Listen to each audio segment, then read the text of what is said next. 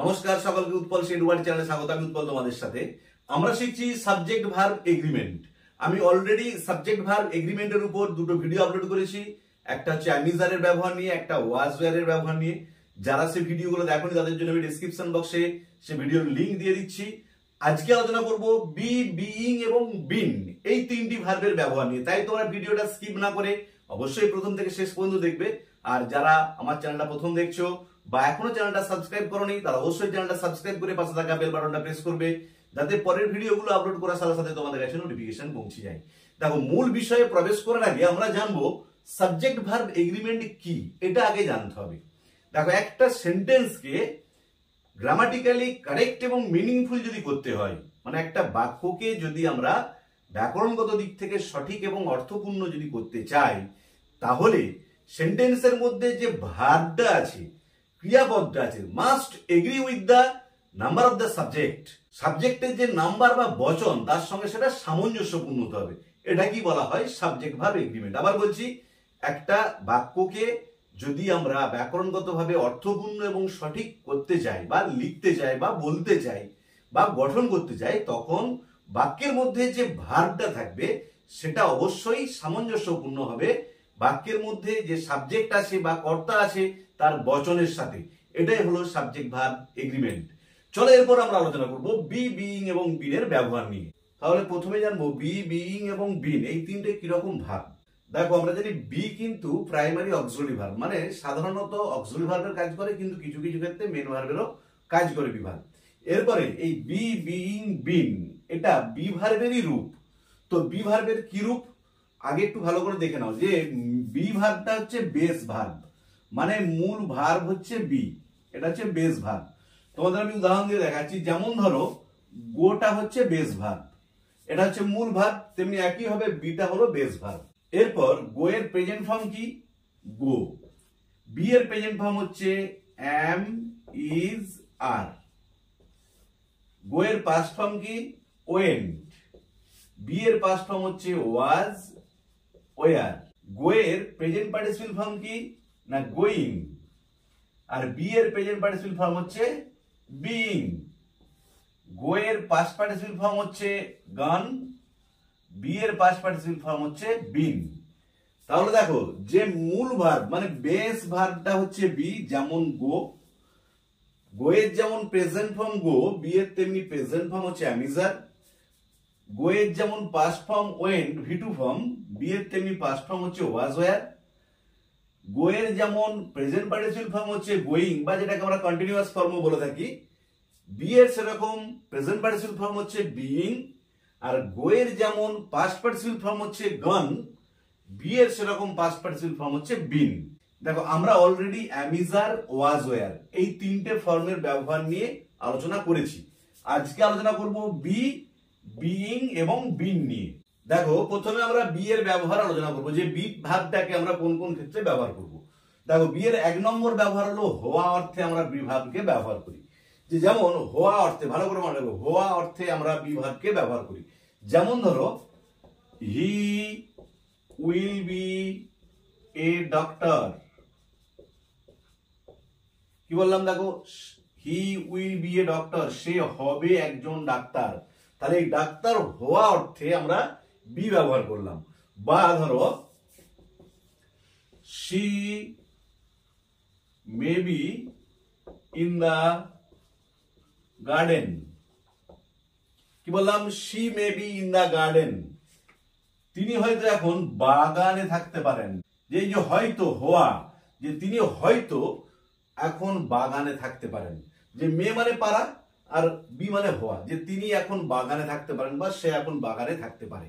বা ধরো আর একটা উদাহরণ দিচ্ছি, বি হ্যাপি উইথ আস। কি বললাম?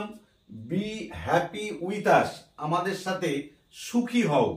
এই যে বি হ্যাপি উইথ আস, আমাদের সাথে সুখী হও। তাহলে এই তিনটে ক্ষেত্রেই দেখলাম বিটা কি হিসাবে ব্যবহার হয়েছে, না বিটাকে ব্যবহার করা হয়েছে হওয়া অর্থে। এটা হলো বি ভার্বের এক নম্বর ব্যবহার। দেখো, বি এর দ্বিতীয় ব্যবহার হলো ফিউচার কন্টিনিউয়াস টেন্সে। যে যখন আমরা ফিউচার কন্টিনিউয়াস টেন্সে কোনো বাক্য গঠন করব, সেক্ষেত্রে আমাদেরকে বি ভার্বটা ব্যবহার করতে। আমরা যদি প্রেজেন্ট কন্টিনিউয়াস টেন্সেও আমরা বি ভার্ব ব্যবহার করি, দেখো প্রত্যেকটা কন্টিনিউয়াস টেন্সেই কিন্তু আমরা বি ভার্ব ফর্মটাকে ব্যবহার করি। তো প্রেজেন্টের ক্ষেত্রে আমরা কি করি, যখন প্রেজেন্ট কন্টিনিউয়াস তখন অ্যামিজার ব্যবহার করি, পাস্টের ক্ষেত্রে ওয়াজ ওয়ার ব্যবহার করি। কিন্তু যখন আমরা ফিউচার কন্টিনিউয়াস টেন্সে বাক্য গঠন করি সেক্ষেত্রে কিন্তু অ্যামিজার ওয়াজ ওয়ার নয়, ডাইরেক্ট বি ভার্বটাকে ব্যবহার করি। যেমন ধরো বললাম he will be playing football. কি বললাম দেখো, he will be playing football, সে ফুটবল খেলিতে থাকিবে। দেখো এখানে সাবজেক্ট আছে, মোডাল আছে উইল, বি আছে, ভার্বের সাথে আইএনজি আছে, অবজেক্ট আছে। তাহলে এই বাক্যটা যে ফিউচার কন্টিনিউয়াস টেন্সে আছে এখানেতে আমরা বি ভার্বটাকে ব্যবহার করলাম। বা একটা বলছি, they will be reading English. দেখো এখানে তো আমরা বিটাকে ফিউচার কন্টিনিউয়াস টেন্স গঠনের ক্ষেত্রে ব্যবহার করেছি। তাহলে বি এর দ্বিতীয় ব্যবহার হলো ফিউচার কন্টিনিউয়াস টেন্স গঠনের ক্ষেত্রে, মানে যখন আমরা ফিউচার কন্টিনিউয়াস টেন্স তৈরি করব, গঠন করব, সেক্ষেত্রে আমরা বি ভার্বটাকে ব্যবহার করব। দেখো বি এর 3 নম্বর ব্যবহার হচ্ছে মোডাল ভার্ব যুক্ত বাক্যের প্যাসিভ করার সময়। মানে কোন একটা সেন্টেন্স যেটা মোডাল ভার্ব ইউজ আছে সেই বাক্যগুলোর যখন আমরা প্যাসিভ করব এবং লেট দিয়ে যখন আমরা প্যাসিভ করব, লেট ব্যবহার করে, সেক্ষেত্রে আমরা বি ভার্ব ব্যবহার করি। যেমন ধরো আমি তোমাদের একটা উদাহরণ দিচ্ছি, he will write a letter. দেখো এখানে কি আছে, মোডাল আছে উইল। তাহলে এই বাক্যটার যখন প্যাসিভ করব দেখো কি হবে উত্তর, a letter will be written by him. দেখো এখানে তো আমরা বি ভার্বটাকে ব্যবহার করলাম প্যাসিভ করার সময়। দেখো এবারে আমি একটা ডাইরেক্ট প্যাসিভটা দেখিয়ে দিচ্ছি, the work should be finished now. কি বললাম দেখো, the work should be finished now. দেখো এখানে প্যাসিভ করা আছে, কাজটা এতক্ষণে শেষ হয়ে যাওয়া উচিত। তাহলে যখন আমরা মোডাল ভার্ব যুক্ত কোনো বাক্যের প্যাসিভ করব সেক্ষেত্রে আমরা বি ভার্ব করব। আর একটা কি বললাম, লেট দিয়ে প্যাসিভ করার সময় আমরা বি ভার্ব ব্যবহার করি বা বি ওয়ার্ডটাকে ব্যবহার করি। যেমন ধরো ক্লোজ দা ডোর, ধরো এই বাক্যটা রয়েছে, এটাকে যখন প্যাসিভ করব কি উত্তর হবে, let the door be closed. দেখো এখানে প্যাসিভ করলাম কি, বি ব্যবহার করে।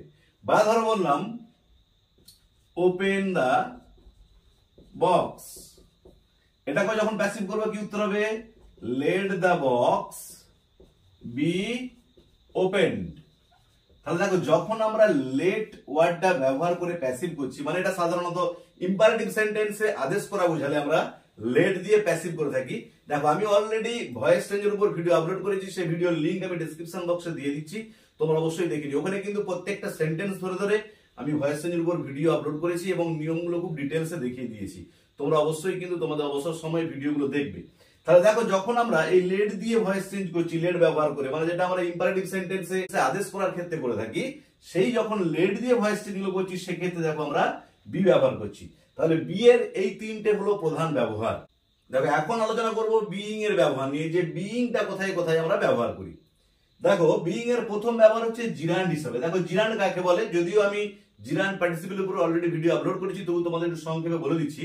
জিরান্ড হচ্ছে ভার্বাল নাউন, একটা ভার্বকে যখন আমরা নাউন হিসাবে ব্যবহার করি সেটাকে বলা হয় জিরান্ড। তাহলে আমরা বিইং কে মাঝে মধ্যে জিরান্ড হিসাবেও ব্যবহার করে থাকি। যেমন ধরো being a teacher you should teach your students। দেখো বিইং আ টিচার, একজন শিক্ষক হওয়ায়, you should teach your students, তোমার উচিত তোমার ছাত্রছাত্রীদের শিক্ষা দেওয়া। তাহলে এই সেন্টেন্সে বিইংটা জিরান্ড হিসেবে ব্যবহার করেছি আমরা। বা ধরো আরেকটা উদাহরণ দিচ্ছি, being a doctor he should treat the patients। কি বললাম, বিইং এ ডক্টর, একজন ডাক্তার হয়। দেখো এই বাক্যেতেও বিইংটা কিন্তু জিরান্ড হিসাবে ব্যবহার করেছি, যে being a doctor he should treat the patients, তার উচিত রোগীদের চিকিৎসা করা। তাহলে এটা হলো বিইং এর প্রথম ব্যবহার।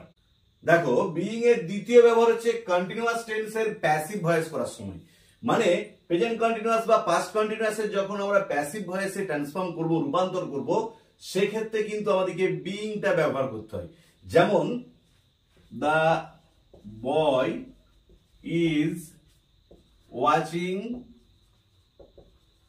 টিভি। দেখো এই বাক্যটাতে কি আছে, প্রেজেন্ট কন্টিনিউয়াস টেন্স আছে, the boy is watching TV, বালকটা টিভি দেখছে। তাহলে এটাকে যখন প্যাসিভ করব কি উত্তর হবে, টিভি ইজ বিইং, দেখো এই যে বিইং ওয়াচড বাই দা বয়। তাহলে এখানে দেখো প্রেজেন্ট কন্টিনিউয়াস টেন্সের প্যাসিভ করলাম, তখন কিন্তু আমরা বিইং ভার্বটাকে ব্যবহার করলাম। বা ধরো দে ওয়ার প্লেইং ফুটবল, কি বললাম, দে ওয়ার প্লেইং ফুটবল, তারা ফুটবল খেলিতেছিল, এটা পাস্ট কন্টিনিউয়াস টেন্সে আছে। তাহলে এটা যখন প্যাসিভ করব কি উত্তর হবে, দেখো ফুটবল ওয়াজ বিইং, দেখো বিইং ব্যবহার করলাম, প্লেড বাই দেম। তাহলে বিইং এর দ্বিতীয় ব্যবহার হচ্ছে কন্টিনিউয়াস টেন্সের প্যাসিভ ভয়েস পরিবর্তন করার সময়। তাহলে একটা কন্টিনিউয়াস টেন্সে যদি বাক্য থাকে অ্যাক্টিভ ভয়েসে, সেটাকে যখন আমরা প্যাসিভ ভয়েসে ট্রান্সফর্ম করব, রূপান্তর করব বা চেঞ্জ করব, সেক্ষেত্রে আমরা বিইং ব্যবহার করব। দেখো বিইং এর তৃতীয় ব্যবহার হচ্ছে কন্টিনিউয়াস টেন্সে মেন ভার্ব হিসাবে। আমরা অলরেডি বিইং এর যে দুটো ব্যবহার আলোচনা করেছি, দুটো ক্ষেত্রেই কিন্তু বিইং সাহায্যকারী বা অক্সিলারি ভার্ব হিসাবে ব্যবহার হয়েছে। বিইং কিন্তু কন্টিনিউয়াস টেন্সে কিছু কিছু ক্ষেত্রে মেন ভার্ব হিসাবেও ব্যবহার হয়। তাহলে এটাও বিইং এর একটা ব্যবহার। আমি তোমাদের উদাহরণ দিয়ে দেখাচ্ছি যে কন্টিনিউয়াস টেন্সে বিইং মেন ভার্ব হিসাবেও ব্যবহার হয়। যেমন ধরো you are being unable to write, কি বললাম, you are being unable to write, তুমি লিখতে অক্ষম। বা ধরো you are being able to speak, you are being able to speak, তুমি বলতে সক্ষম। তাহলে এই দুই ক্ষেত্রেই দেখো বিইং গুলো কিন্তু মেন ভার্ব হিসাবে ব্যবহার হয়েছে। তাহলে বিইং এর এই তিনটি হলো মেন ব্যবহার। প্রথমেরটা হচ্ছে হওয়া অর্থে বা জিরান্ড অর্থে, দ্বিতীয়টা হচ্ছে কন্টিনিউয়াস টেন্সে যখন আমরা প্যাসিভ ভয়েস করব তখন বিইং বসবে, আর তৃতীয়টা হচ্ছে বিইং কিছু কিছু ক্ষেত্রে কন্টিনিউয়াস টেন্সে মেন ভার্ব হিসাবেও ব্যবহার হয়।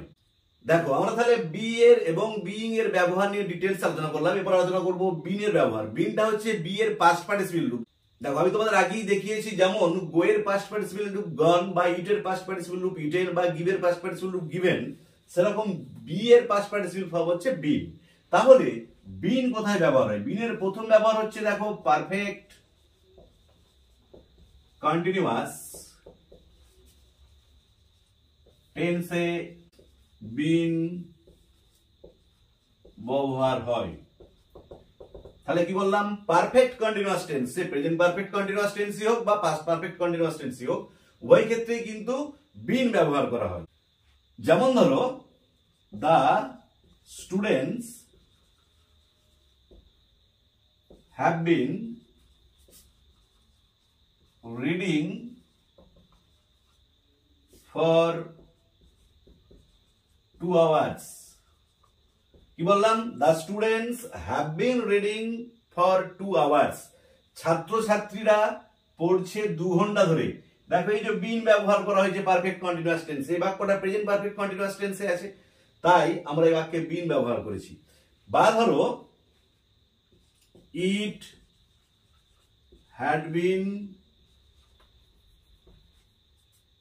রেনিং সিন্স মর্নিং, কি বললাম, it had been raining since morning, সকাল থেকে বৃষ্টি হচ্ছিল। দেখো এখানে তো বিন ব্যবহার করেছি পারফেক্ট কন্টিনিউয়াস টেন্সে, আমরা জানি এই বাক্যটা হচ্ছে পাস্ট পারফেক্ট কন্টিনিউয়াস টেন্সে আছে। তাহলে বিনের প্রথম ব্যবহার হলো বিনকে আমরা যখন পারফেক্ট কন্টিনিউয়াস টেন্স, তা প্রেজেন্ট পারফেক্ট কন্টিনিউয়াস হোক বা পাস্ট পারফেক্ট কন্টিনিউয়াস টেন্স হোক, উভয় ক্ষেত্রেই আমরা বিন ব্যবহার করি। দেখো বিনের দ্বিতীয় ব্যবহার হচ্ছে পারফেক্ট টেন্সের প্যাসিভ ভয়েস করার সময়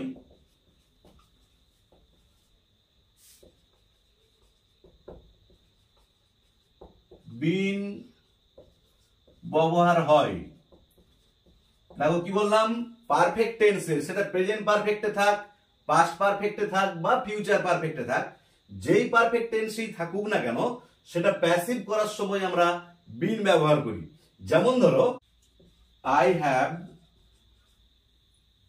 read the story, এটা প্রেজেন্ট পারফেক্ট টেন্সে আছে, I have read the story, আমি গল্পটা পড়েছি। তাহলে এটা অ্যাক্টিভ ভয়েসে আছে, এটা যখন প্যাসিভ করব কি হবে, the story has been read by me.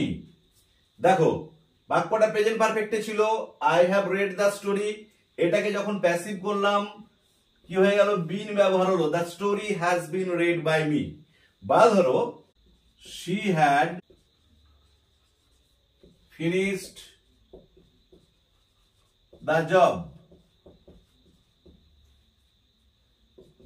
এটা কিসে আছে, এটা পাস্ট পারফেক্টে আছে, she had finished the job.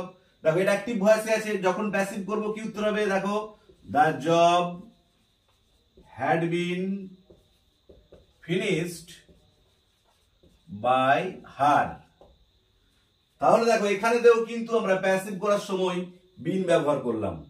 তাহলে এটা হলো বিনের দ্বিতীয় ব্যবহার, যে পারফেক্ট টেন্সের প্যাসিভ ভয়েসে রূপান্তর করার সময়, সেটা প্রেজেন্ট পারফেক্ট হোক, পাস্ট পারফেক্ট হোক বা ফিউচার পারফেক্ট হোক, তিনটে ক্ষেত্রেই যখন আমরা প্যাসিভ ভয়েসে রূপান্তর করব, সেক্ষেত্রে আমরা বিন ব্যবহার করব। তাহলে আজকের ভিডিওতে আমরা বি, বিইং এবং বিন, এই তিনটি ভার্বের ব্যবহার নিয়ে ডিটেলস আলোচনা করলাম। ভিডিওটি যদি ভালো লেগে থাকে অবশ্যই লাইক, শেয়ার, কমেন্ট করে জানাবে। আর যারা আজ আমার চ্যানেলটা প্রথম দেখছো, অবশ্যই চ্যানেলটা সাবস্ক্রাইব করে পাশে থাকা বেল বাটনটা প্রেস করবে, যাতে পরের ভিডিওগুলো আপলোড করার সাথে সাথে তোমাদের কাছে নোটিফিকেশন পৌঁছে যায়। আর আমি অলরেডি সাবজেক্ট ভার্ব এগ্রিমেন্টের উপর দুটো ভিডিও আপলোড করেছি, সেখানে বি ভার্বেরই অন্য দুটো ভার্ব, মানে প্রেজেন্ট টেন্সের অ্যামিজার এবং পাস্ট টেন্সের ওয়াজ ওয়্যারের ব্যবহার নিয়ে ডিটেলস আলোচনা করেছি। সেই ভিডিওর লিংক আমি ডেসক্রিপশন বক্সে দিয়ে দিয়েছি, তোমরা অবশ্যই তোমাদের সময় মতো দেখে নিও।